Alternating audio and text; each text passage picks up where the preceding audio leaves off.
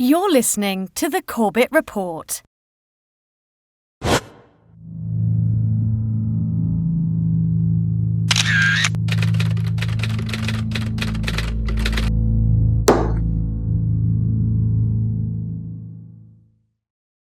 It took President Bush an extraordinary 441 days after 9/11 to establish a commission to investigate the events of September 11, 2001. And it was not just the case that Bush was slow in acting. He actively resisted any investigation for as long as he could, taking the extraordinary and unprecedented step of personally asking Senate Majority Leader Tom Daschle to limit Congress's investigation into those events.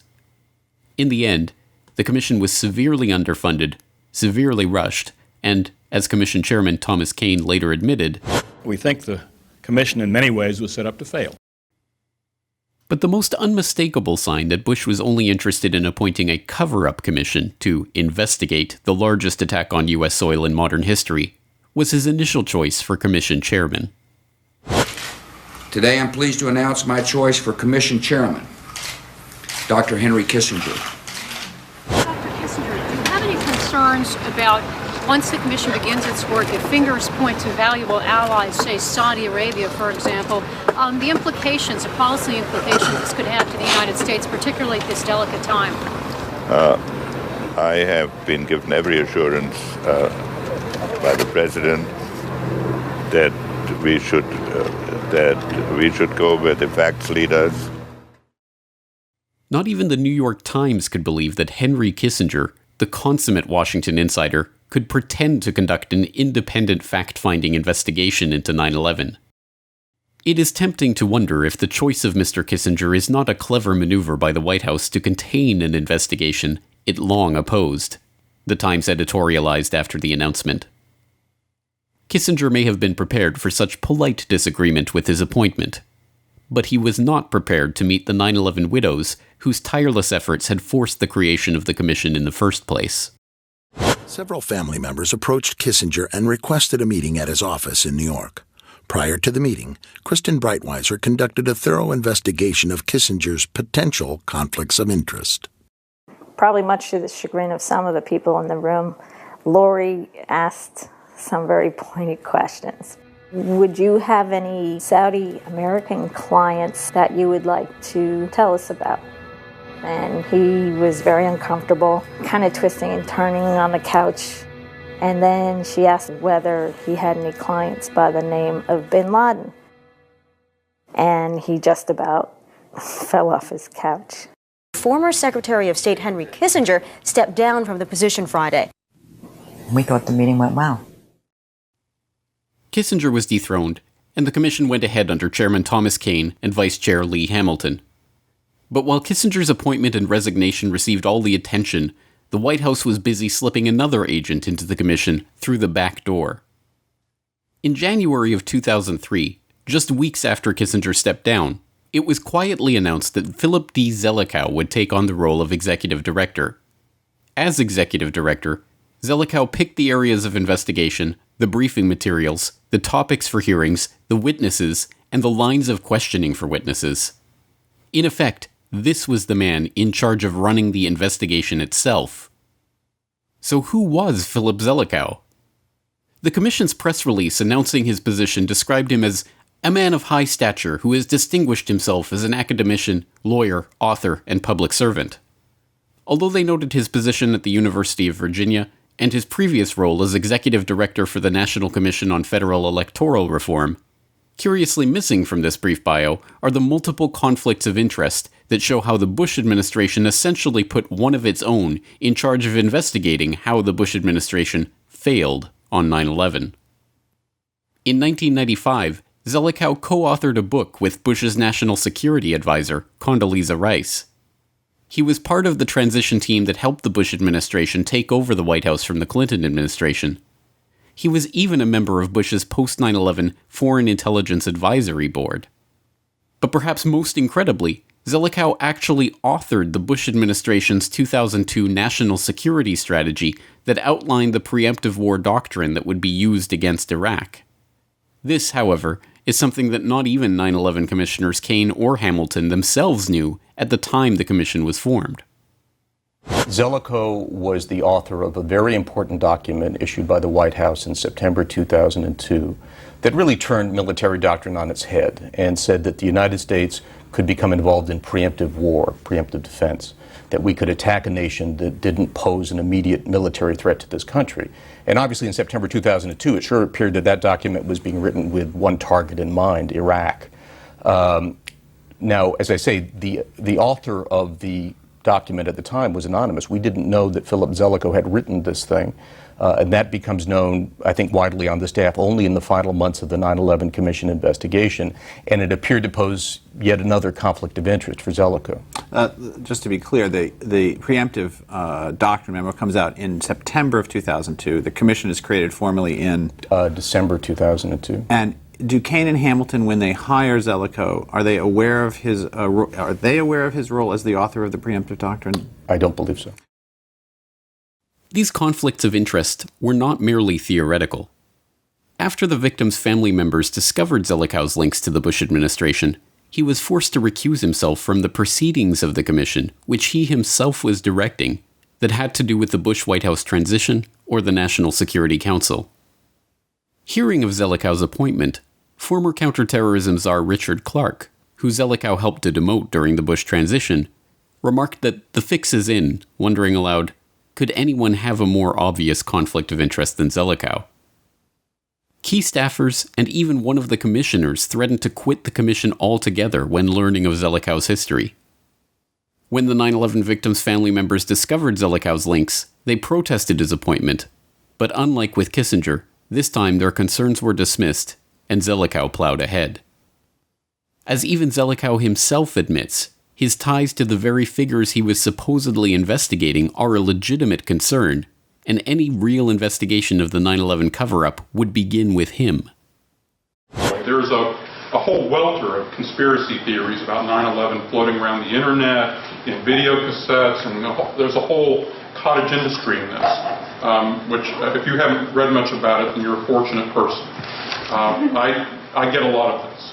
I actually figure very largely in a number of the key conspiracy theories. No, but to be fair, I worked with Condi Rice, right? I worked with her in the administration of Bush 41. So I could be read as the plausible henchman executing the cover-up. And it's a legitimate concern, especially if I hadn't had 81 other staffers keeping their eagle eye on me. Conveniently left out of Zelikow's story about the 81 staffers keeping their eye on his decisions is that they were staffers who were hired by him and under his complete control. In fact, Zelikow took over the hiring of the commission staff and even stopped staffers from communicating directly with the commissioners themselves. In the first few months, the 9/11 commissioners themselves rarely even visited the commission because Zelikow denied them their own offices or the ability to hire their own staffers.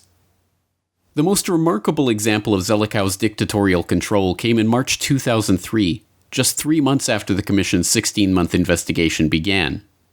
It was at that time, before the Commission had even convened a single hearing, that Zelikow, along with longtime associate and Commission consultant Ernest May, co-wrote a complete outline of the final report. Before the staff even had its first meeting, Zelikow had written, along with his former professor, Ernest May, a detailed outline of the Commission's report, complete, as Sheenan put it, with chapter headings, subheadings, and sub-subheadings. When Kane and Hamilton were later shown this outline, they worried that it would be seen as evidence that the report's outcome had been predetermined. So the three of them decided to keep it a secret from the rest of the staff. When the staff did finally learn about this outline a year later, they were alarmed. Some of them circulated a parody entitled The Warren Commission Report Preemptive Outline. One of its chapter headings read, "Single bullet, we haven't seen the evidence yet, but really, we're sure." The implication was that the crucial chapter in the Zelikow-May outline could have been headed Osama bin Laden and Al-Qaeda, We haven't seen the evidence yet, but really, we're sure. So what exactly did Zelikow do as executive director? He allowed information in the Commission's final report derived from illegal CIA torture sessions, despite not having access to the evidence of those sessions themselves, which were later illegally destroyed. This included the testimony of alleged 9/11 mastermind Khalid Sheikh Mohammed, who was waterboarded 183 times in a single month, whose children were kidnapped by the CIA, who was told that his children were going to be tortured with insects, and who eventually confessed to a whole series of plots, including bombing a bank that didn't exist at the time he was arrested. More than 1/4 of the footnotes in the final commission report source from this torture testimony, and as Zelikow himself admitted, quite a bit, if not most, of the commission's information on the 9/11 plot itself came from this testimony. Zelikow denied interviews and documents to staffers investigating the Saudi connection to the attacks, eventually firing one of them and removing the text of their investigation from the final report. He personally rewrote a commission staff statement to suggest a systematic link between al-Qaeda and Iraq before 9/11, outraging the authors of the original statement. He worked behind his own staffers' back to stop them from serving the Pentagon a subpoena to answer about information NORAD was withholding from the commission. He sat on a proposal to open a criminal investigation into FAA and military officials who lied to the commission for months, and then forwarded that proposal not to the Justice Department, who could have brought criminal charges, but to the Inspector General, who could not. And he covered up information on Able Danger, a military intelligence team that had identified several of the alleged 9/11 hijackers in the country before 9/11. After the initial disclosure, Dr. Zelikow came to me at the end of the meeting, gave me his card and said, "What you said today is critically important, very important. Please come see me when we return to Washington, D.C."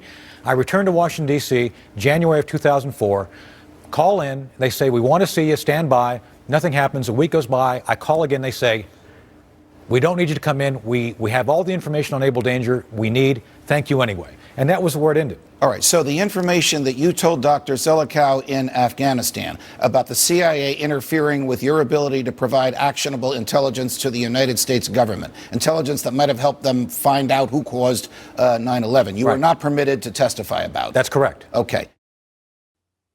From the initial outline to the final report, Zelikow carefully guided the process, hiring and firing the staff, directing their research efforts, deciding on witnesses, scrubbing information, and shielding his former colleagues in the White House from criticism. But perhaps more remarkable than the fact that the fix was in from the moment he took over the commission and began working on the predictive outline of the final report, is that he had in fact written about 9/11 and its eventual aftermath in 1998, 3 years before September 11th. In an article entitled Catastrophic Terrorism, Tackling the New Danger, written for the Council on Foreign Relations Foreign Affairs in November 1998, Zelikow and co-authors Ashton Carter and John Deutsch ask readers to imagine a catastrophic act of terrorism like the destruction of the World Trade Center. Like Pearl Harbor, the event would divide our past and future into a before and after. The United States might respond with draconian measures scaling back civil liberties, allowing wider surveillance of citizens, detention of suspects, and use of deadly force. More violence could follow, either future terrorist attacks or U.S. counterattacks.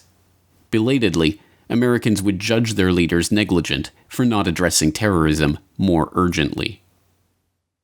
Zelikow's amazing prediction becomes somewhat less remarkable when we learn his own self-described expertise in the creation and management of public myth.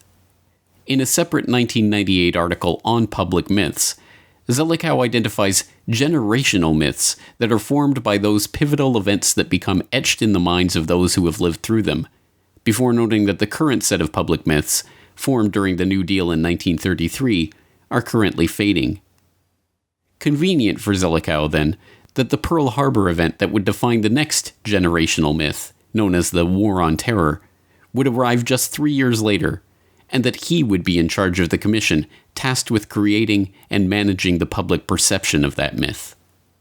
Indeed, given his central role in the cover-up of 9/11 and deflecting concern away from legitimate 9/11 suspects, Any true investigation into the events of September 11th would involve a thorough interrogation of Philip D. Zelikow. No, but to be fair, I worked with Condi Rice, right? I worked with her in the administration of Bush 41. So, you know, I could be read as the plausible henchman executing the cover-up. And it's a legitimate concern. Everything we're getting back from the sampling that we're doing is below background levels. I can tell you that there was no credible intelligence at that time